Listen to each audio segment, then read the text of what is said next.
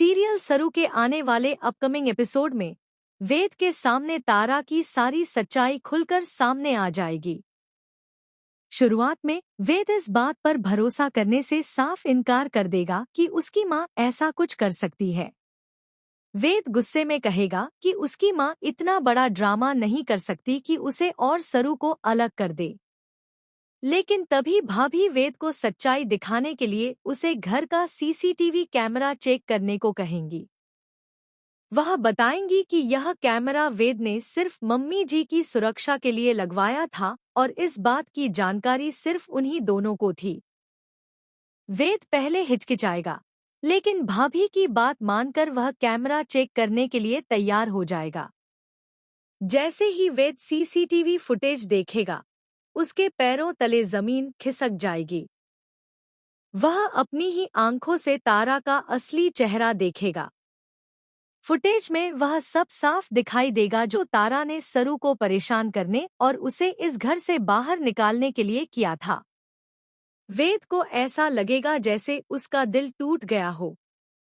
भाभी भावुक होकर वेद से कहेंगी कि अब तो तुम्हें यकीन हो गया होगा कि यह सब मम्मी जी ने खुद किया है, सिर्फ सरू को इस घर से निकालने के लिए। वेद की आंखों में आंसू आ जाएंगे और उसका दिल गुस्से और दर्द से भर जाएगा। गुस्से में वेद जोर से तारा को आवाज देगा। तारा हमेशा की तरह नाटक करती हुई सामने आएगी और मासूम बनकर पूछेगी कि क्या हुआ बेटा, इतनी गड़बड़ क्यों लग रही है तुम्हारे चेहरे पर। तभी वेद फूट फूट कर रोते हुए तारा से कहेगा कि माँ, आपने मेरे साथ ऐसा क्यों किया? आपने मुझे इतना बड़ा धोखा क्यों दिया? आपने मुझसे झूठ बोला, मुझे मैनिपुलेट किया और सरू को मुझसे अलग करने की साजिश रची। क्या आपको एक बार भी नहीं लगा कि मैं सरू से कितना प्यार करता हूँ?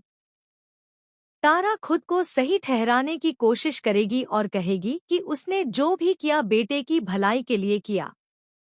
लेकिन वेद गुस्से में बोलेगा कि माँ, आपको सिर्फ अपनी दौलत और अपने रुतबे का घमंड है।